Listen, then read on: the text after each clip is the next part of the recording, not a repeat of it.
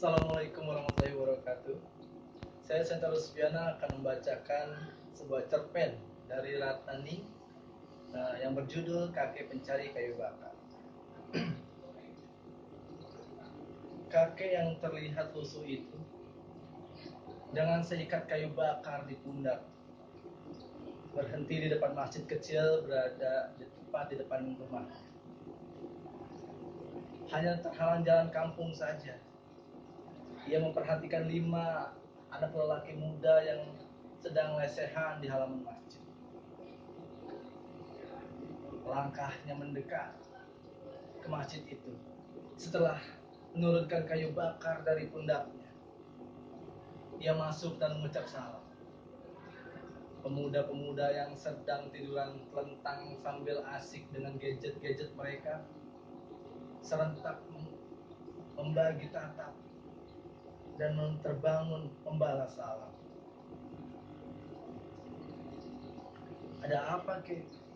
kata salah seorang. Kakek yang seharusnya bertanya, "Anak-anak ini sedang apa di masjid ini? Mau kemana?" Si kakek balik bertanya, "Oh, memang kakek siapa?" Salah seorang pemuda yang pakaiannya paling rapi dari yang lain. Dia sepertinya anak yang paling dominan di antara kelima anak orang itu. Menatap kakek dari atas hingga ke bawah. Sepatu boots si kakek dekil, bajunya kumal dan buruk, wajahnya yang penuh gurat-gurat keriput menciri khaskan ketuaan dan sisa-sisa kelelahan. Anak zaman sekarang ya, ditanya kok malah balik nanya. Kakek yang suka mengurus masjid ini, nak, asli dari kampung ini. Itu rumah kakek, di rumah semi permanen yang tembok-temboknya kelihatan melepuh. Pemuda yang bertanya pada tadi tersenyum, mengangguk. "Saya dari kota, Kek. Datang ke sini mau mengunjungi kerabat, tapi namanya saya lupa. Makanya kami istirahat di sini sembari menunggu bapak saya menjawab telepon untuk memberitahu saya nama kerabatnya. Makanya kami memutuskan untuk menginap di masjid ini. Sudah hampir malam juga," jawabnya bertanya. Si kakek mengangguk. Ia beringsut duduk dan di pinggir teras. Tapi lakannya dilepas, kakek kemudian menawarkan tumpangan menginap di rumahnya. Tidur di masjid tidak baik, apalagi untuk tamu yang asing di sini. Takut ada kesalahpahaman nanti. Sekarang kan banyak teroris, nak, tawar si kakek dengan aksen suaranya yang berat dan tegas. Rupanya salah seorang anak pemuda tadi salah mengerti. Ia agak berang dengan prasangka ia dan kawan-kawan dikatakan teroris. Sempat terjadi adu argumen. Si kakek menerangkan dengan penuh gejolak, penuh maklum. Anak-anak muda itu dengan gejolak darah mudanya selalu saja memakan mentah-mentah omongan orang tua tanpa dimasukkan ke dalam pikirannya. Setelah diterangkan maksud omongan kakek, mereka baru mengangguk. 5 anak itu beriringan dengan kakek untuk beristirahat dan menginap di rumah sembari menunggu telepon orang tuanya. Kakek dipanggil kepala desa. Katanya ada bapak dari salah satu anak yang menelpon kades dan marah-marah karena anaknya dianggap teroris. Bapak itu mengutus adiknya untuk meluruskan masalah. Nama kerabat itu ternyata Makmah. Diam-diam tadi, rupanya salah satu anak yang selalu mengotot itu mengadu pada bapaknya. Kakek baru beberapa tahun saja melepas pensiun. Menetap di kampung asalnya, ia selalu ramah, menyapa setiap warga. Ia sangat bersahaja dengan keadaan hidup yang tak begitu mujur meski tidak tergolong melarat. Tak ada yang tahu lebih banyak tentang si kakek. Selain seorang anak lelaki ringkih yang tak banyak bicara dan senang menikmati kesendiriannya, menghabiskan waktunya sampai seharian di hutan. Tetangga-tetangga di sekitar tempatnya tinggal hanya mengenalnya sebagai marbot masjid yang setiap selesai subuh melakukan aktivitas yang sama, mencari kayu bakar di hutan. Kegiatannya itu sudah seperti pengganti kerja setelah si kakek pensiun dari perkebunan negara.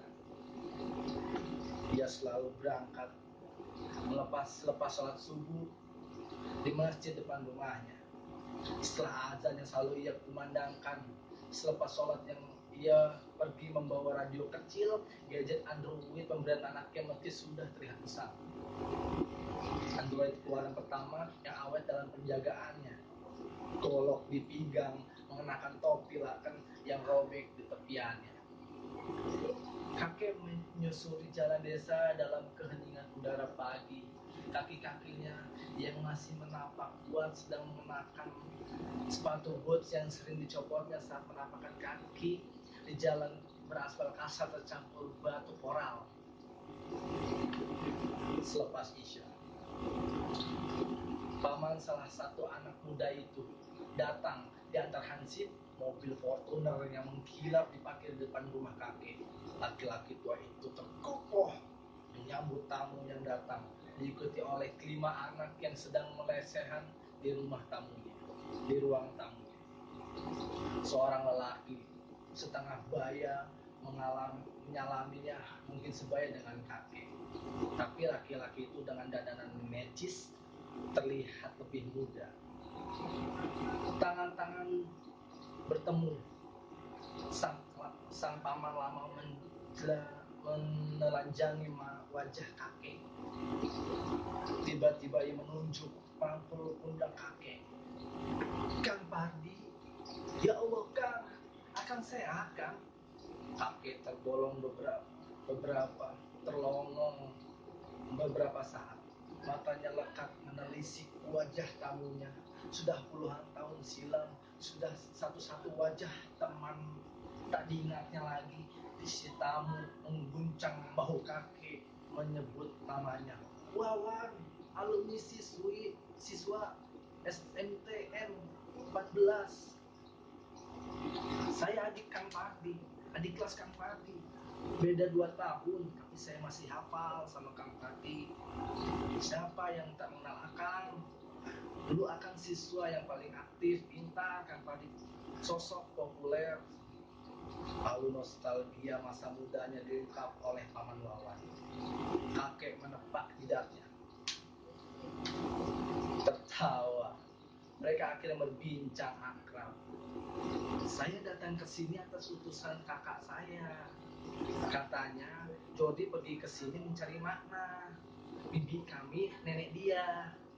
Tapi disangka terus oleh seorang kakek. Kakak saya cemas dan marah, makanya saya ke sini. Kakek menerangkan hal yang sebenarnya. Sama sekali tidak menuduh, hanya saja dia menawarkan rumahnya untuk menginap karena masjid kurang baik untuk dijadikan tempat menginap tamu. Untuk menjaga hal-hal yang tak diinginkan berkaitan dengan keberadaannya sebagai tempat ibadah saja. Berulang kali Paman meminta maaf. Lama mereka berbincang, Paman baru pamit ketika malam kian meranjak tua. Dia sekali lagi memeluk kakek, menyalami penuh takjim. Kang, maaf sekali lagi. Saya tidak bermaksud menghinakan Kang Pardi, tapi ini hanya sebagai kenang-kenangan. Ini jaket kulit yang baru saja saya beli. Tolong terima ya Kang. Untuk Akang pakai ke hutan. Katanya Akang suka mencari kayu bakar. Udara di sini kan dingin Kang.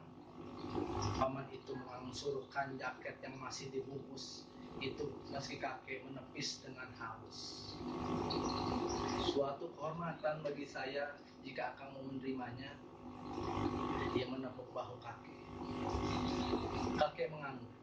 Matanya berkaca-kaca, memeluk adik kelasnya yang itu dengan haru yang menyesak. Sekali lagi mereka berjabat erat. Paman menunjukkan tangannya pada si kakek, berbicara pada keponakannya dan keempat temannya. Kalian baik-baik di sini dan jangan memandang sebelah mata pada si kakek, Kang Padi ini. Kakek ini dulu seorang siswa aktif, bahkan mahasiswa teladan di salah satu universitas terkenal. Kelima anak muda itu terbang. Kakek hanya merunduk, menepuk bahu adik kelasnya, mengantarnya menuju mobil mewah yang terparkir di depan rumah. Lagi-lagi ia tak bisa menolak saat Wawan menyusupkan sejumlah uang, dimasukkannya ke dalam amplop pada saku baju si kakek. Sisa malam, kakek nyaris tak tidur. Kelima anak muda itu mengajaknya berbincang, memintanya bercerita tentang masa lalu kakek yang pernah gemilang. Kakek sangat bersemangat menggelar cerita, karena baru saat itu ada yang percaya bahwa dirinya pernah sekolah, bahkan mencapai tingkatan lumayan tinggi pada zamannya. Selama ini ia selalu dianggap berkhayal dan berbual jika ia menceritakan masa lalu. Seorang kakek kumal yang kerjanya mencari kayu bakar mustahil jika pernah sekolah. Orang-orang kampung selalu berkomentar miring bahkan benci. Sejak itu kakek tak mau banyak cerita.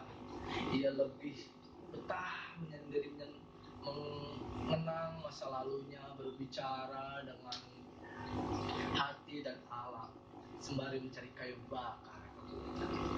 Terima kasih. Sekian dari saya. Wassalamualaikum warahmatullahi wabarakatuh.